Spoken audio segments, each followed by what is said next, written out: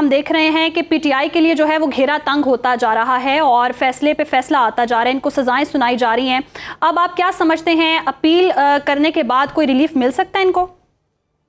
बहुत शुक्रिया जी। देखिए, ये तो स्क्रिप्ट का हिस्सा है, वो तो हर एक को पता है कि सजा होनी थी। एविडेंस इसके अंदर थी नहीं, जो कि मैं तो इस केसेस में पेश होता रहा हूँ। मैंने तो देखा है कि एविडेंस बुनियादी तौर पर होनी तो चाहिए ना। क्या एविडेंस है, क्या सफिशिएंट एविडेंस है?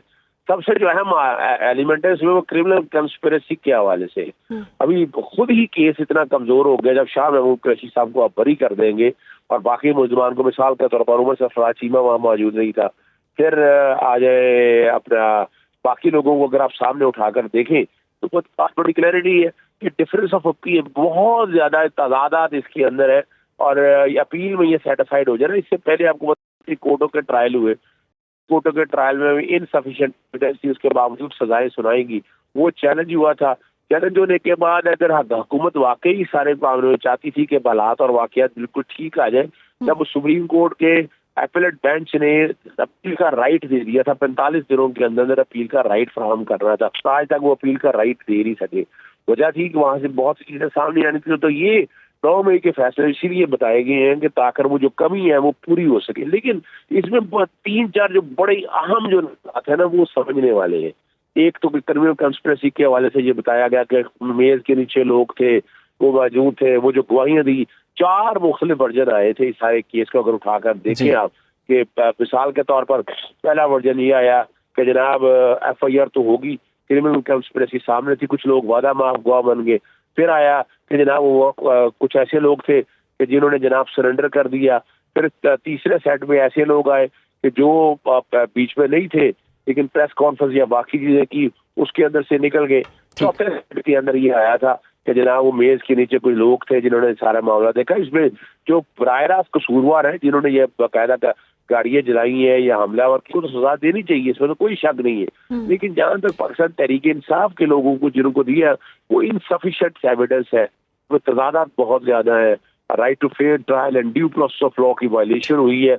और आने वाले दिनों के अंदर मैं तो इनमें अपीलों में अंदर मैं तो बरियत देख रहा हूँ। अब इसमें ठीक है, आपके ख्याल में अपील करने के बाद कुछ रिलीफ मिल सकता है? अजहर सिद्दीक एडवोकेट साहब, आप अभी कुछ एतराज़ात की बात कर रहे थे, तजादात की बात कर रहे थे। ख़ासतौर पर आपने जिक्र भी किया कि शाह महमूद कुरैशी को कैसे बरी कर दिया गया और उमर सरफराज चीमा को कैसे सज़ा दे दी गई। तो आपको एतराज़ शाह महमूद कुरैशी की बरियत पर है या उमर सरफराज चीमा, यास्मीन राशिद और दीगर की सज़ाओं पर है? नहीं, मुझे एतराज़ बरियत में नहीं है। मैं तो एक सेट को सामने रख कर बात कर रहा हूँ कि बुनियादी तौर के ऊपर यहाँ उमर सरफराज चीमा तो मौके पे मौजूद ही नहीं थे। ये भी बात हकीकत के हकायक के ऊपर मौजूद है। ठीक है, डॉक्टर यास्मीन राशिद का वहाँ का बताया गया, लेकिन डॉक्टर यास्मीन राशिद तो रोक नहीं थी। एजाज चौधरी के हवाले से भी देखा जाए तो यहाँ क्योंकि और ज्यादातर एविडेंस जो है वो प्राइवेट एविडेंस है नहीं, वो सरकारी एविडेंस है। और सरकारी एविडेंस का हर एक को पता है किस तरह से वो बनाई जाती है। लेकिन अजहर सिद्दीक साहब, आपने डॉक्टर यास्मीन राशिद और एजाज चौधरी की बात की। एजाज चौधरी साहब की तो एक टेलीफोन कॉल भी मौजूद है, डॉक्टर यास्मीन राशिद के वीडियो क्लिप्स भी मौजूद हैं, तो उनकी फुटेजेस भी मौजूद हैं। तो फिर आप इस पर क्या कहेंगे? अगर उनकी मौजूदगी वहां पर साबित हो गई है तो सजा में फिर क्या हर्ज है?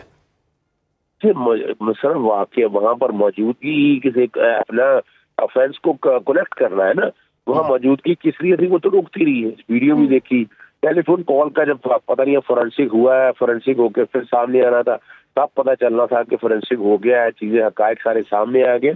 अभी तक जो हम जो बता रहे हैं इनक्रिमिनेटिंग मटेरियल और जितने भी सेट ऑफ केसेस अब सारे आए हैं, और ये हैरानकुन बात है कि एक ही मकूए के 10-10 केसेस, यानी एक ही बंदा जो है हर केस के अंदर शामिल है। यानी ये तो वैसे भी देखा जाए right to fair trial and due process of law की वायलेशन है। ये एक ही जगह पर बंदा एट ए टाइम एक ही जगह मौजूद हो सकता है ना, 50 जगह तो मौजूद नहीं हो सकता। अब यहाँ ये क्या हो रहा है? अब अभी तक डॉक्टर यास्मीन राशिद को आप देख रहे हैं, एजाज चौधरी साहब को देख रहे हैं, उनको कितनी सजाएं दे दी गई है। यानी एक ही तर्ज के, एक ही नौयत के मुकदमों को, और इसमें तो बड़ी वजाहत के मौजूद है। इसलिए तो कहा जाता कि ये सारे ट्रायल एक ही जगह इकट्ठे हो ताकि सजा जो है अब हर एक मुकदमे में हर एक कॉन्टेक्स्ट को लगा रख के। आपने तो डबल जेपर्डी का प्रिंसिपल भी कर दिया, लेकिन सिर्फ यही बात नहीं रुकती है। अब जिनमें जो मुंतखब नुमाइंदे हैं। शाइख साहब कहिएगा, जिस तरह से अब ये पीटीआई के अरकान के खिलाफ फैसले सुनाए गए हैं, सजाओं का कह दिया गया है, आपको क्या लगता है आगे इनके आने वाले दिनों में क्या मुश्किलात हो सकती हैं? और अगर अपील करते हैं तो कोई रिलीफ के चांस हैं? कि ये तो एक्सपेक्टेड था ना, जो आज फैसला हुआ है कि अभी तक जितने फैसले आए हैं वो इसी टाइप के आए हैं और जो एविडेंस उसमें आई थी वही एविडेंस यहाँ पे भी है। तो अगर उस एविडेंस के बिना पर उनको सजा उन लोगों को हो गई तो इनको भी होनी थी, लाजमी थी। अब इसके बाद क्या होगा ये एक और चीज़ है। अब जो जहाँ तक के ट्रायल कोर्ट्स होती हैं वो तो सीधा सीधा जाती हैं कि भाई क्या एविडेंस है, उसके बेसिस पे वो फैसला कर देती हैं। और जो दूसरी चीज़ें होती हैं, जो इंटेलेक्चुअल चीज़ें होती हैं, वो उस पर वो खास तौर से ट्रायल कोर्ट्स उस पर कभी उसके मुताबिक सोचती नहीं।